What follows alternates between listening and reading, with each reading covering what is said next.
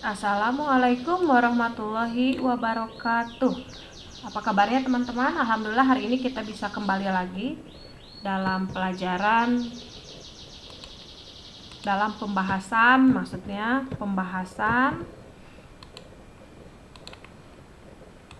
soal latihan ulangan kelas 5 untuk tema 7 peristiwa dalam kehidupan ya. Baiklah, tidak membuang-buang waktu, kita langsung saja bahas soal pertanyaan pertama untuk pelajaran PPKN. 1. Segala sesuatu yang dihasilkan oleh akal budi manusia merupakan pengertian dari titik-titik. A. Budaya, B. Kebiasaan, C. Kewajiban, atau D. Karya. Jawabannya adalah budaya. Ibu akan beri tanda merah supaya kelihatan ya. Merahnya yang satu lagi ya. Nah, iya. Berikut adalah wujud-wujud budaya, kecuali A. Gagasan, B. Benda, C. Tindakan, atau D. Bahasa. Jawabannya yang bukan adalah bahasa. Karena ini kita cari yang kecuali, berarti cari yang salah. Berikut adalah letak perbedaan suku bangsa Indonesia, kecuali A. Adat istiadat, B. Bahasa daerah, C. Sistem kekerabatan, atau D. Sistem kekeluargaan. Yang bukan adalah sistem kekeluargaan. 4. Salah satu faktor penyebab keberagaman bangsa Indonesia adalah titik-titik. Nah, ini Ibu sudah tuliskan jawabannya. Kamu boleh menuliskan satu saja ya, karena ditanyanya salah satu. Bisa letak geografis, bisa juga karena keberagaman karena transportasi, bisa juga karena keturunan dan lain-lain ya. Nah, berikut merupakan kelompok ras masyarakat di Indonesia adalah, ini juga sudah Ibu tuliskan jawabannya, Mongoloid, Wedoid, Negroid, dan Melanezoid. Nah, ini harus dituliskan empat-empatnya ya. Selanjutnya nomor Bahasa Indonesia. Ini untuk 3.5 ya. 3.5 itu ada di subtema 1 dan subtema 2. Kita baca dulu teksnya. Tanam paksa yang diterapkan Belanda di Indonesia ternyata mengakibatkan aksi penentangan. Berkat adanya kecaman dari berbagai pihak, akhirnya pemerintah Belanda menghapus tanam paksa secara bertahap. Salah satu tokoh Belanda yang menentang sistem tanam paksa adalah Douwes Dekker dengan nama samaran Multatuli. Dia menentang tanam paksa dengan mengarang buku berjudul Max Havelaar. Edward Douwes Dekker mengajukan tuntutan kepada pemerintah kolonial Belanda untuk lebih memperhatikan kehidupan bangsa Indonesia, karena kejayaan negeri Belanda itu merupakan hasil tetesan keringat rakyat Indonesia. Dia mengusulkan langkah-langkah untuk membalas budi baik bangsa Indonesia. Langkah-langkah tersebut adalah sebagai berikut. A. Pendidikan, B. atau edukasi ya, B. Membangun saluran pengairan atau irigasi, dan C. Memindahkan penduduk dari daerah yang padat ke daerah yang jarang penduduknya atau transmigrasi. Setelah membaca teks narasi tadi, kita jawab pertanyaannya. Siapakah tokoh Belanda yang menentang sistem tanam paksa? A. Douwes Dekker, B. Thomas Stamford Raffles, C. Cornelis de Houtman, atau D. Max Havelaar. Jawabannya adalah Douwes Dekker, sesuai dengan teks yang tadi. Nomor 7, buku yang berisi penentangan terhadap tanam paksa adalah A.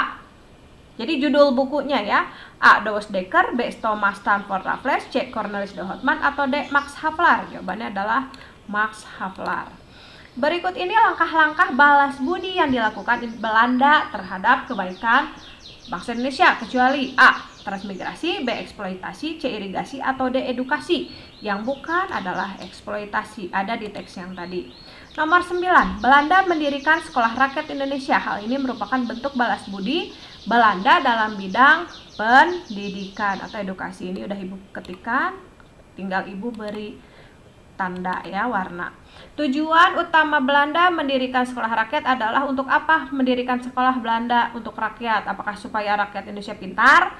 Jawabannya adalah supaya Belanda memperoleh tenaga kerja yang berpendidikan, tapi dengan harga yang murah gitu ya. Jadi tetap kembali kepada kepentingan pihak Belanda. Sekarang masih pelajaran bahasa Indonesia, tapi untuk KD 3.9 kamu tidak perlu tahu KD-nya sih gitu ya. Tapi ini adalah pelajaran berbeda. Untuk bahasa Indonesia yang ini yang terdapat di subtema 3. Baiklah, nomor 11. Kalimat yang digunakan dalam surat undangan harus titik-titik. A. Panjang, B. Efektif, C. Pendek, D. Bertele-tele. Harus efektif ya. Undangan tidak resmi yang mengatasnamakan perorangan yang ditujukan kepada siapa kalau tidak resmi? Apakah A. perusahaan, B. organisasi, perorangan, atau D. instansi? Yang tidak resmi itu adalah yang perorangan. Misalnya surat cinta atau surat undangan arisan itu disebut surat tidak resmi.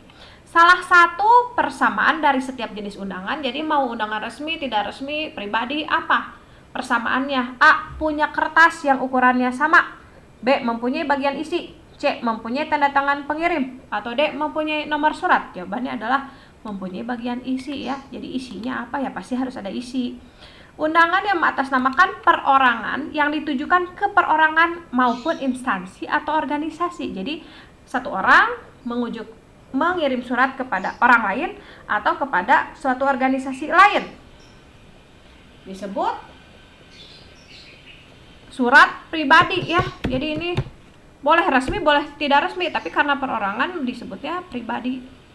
Jadi dari satu orang. Kalau dari satu dinas atau dari satu lembaga itu baru surat resmi ya. Nah, tujuan surat undangan ya pasti untuk mengundang suatu acara gitu. Segini saja namanya juga surat undangan ya. Baiklah, kita lanjutkan ke pelajaran IPA.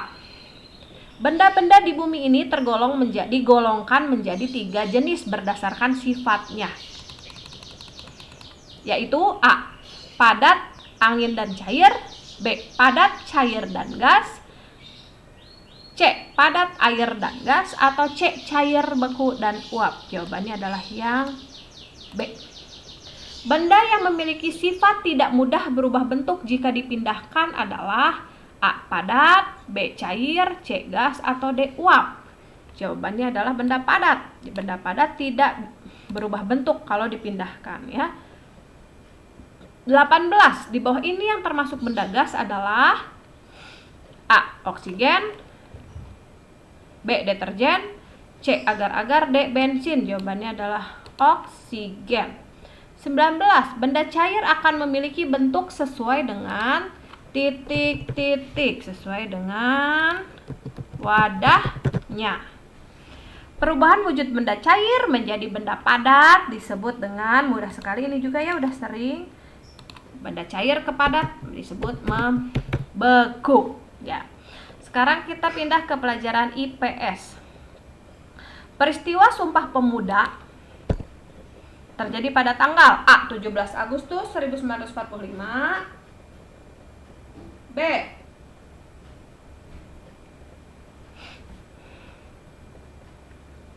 28 Oktober 1928, C. 1 Juni 1945, D. 28 Oktober 1982. Jawabannya adalah 28 Oktober 1928. Dahulu banyak bangsa Eropa yang ingin menguasai Indonesia antara lain dikarenakan titik-titik. A. Indonesia memiliki laut yang luas, B. Indonesia memiliki banyak harta karun, C. Indonesia memiliki teknologi yang maju, atau D. Indonesia kaya akan rempah-rempah. Ini kalau dulu menguasainya ingin menguasai karena yang D ya, kaya rempah-rempah. Berikut ini adalah nama pahlawan yang melakukan perlawanan terhadap Portugis.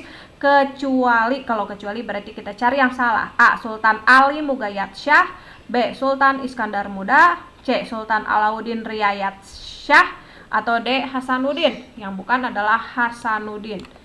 Ini mah melawan Belanda. Salah satu bangsa di bawah ini yang pernah menjajah Indonesia. Nah, salah satu berarti kamu boleh menuliskan satu saja. Jawabannya ada banyak, tapi kamu boleh mengisi satu saja. Bisa Portugis, bisa Inggris juga pernah menjajah Indonesia. Bisa yang paling banyak Belanda, atau boleh juga Jepang. Ini juga pernah menjajah Indonesia ya. Ini karena nama negara harusnya huruf besar diawali.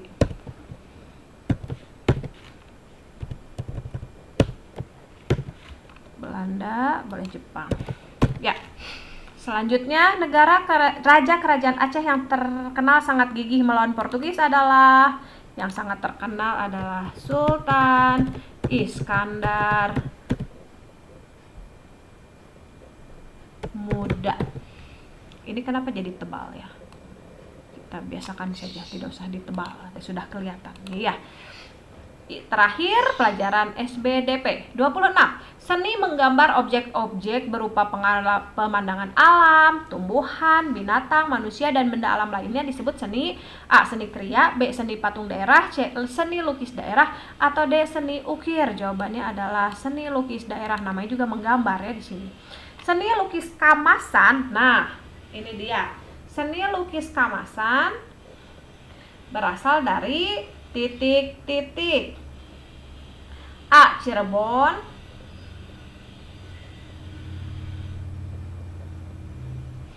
B. Banyumas, C. Bali, atau D. Jogja. Jawabannya adalah Bali.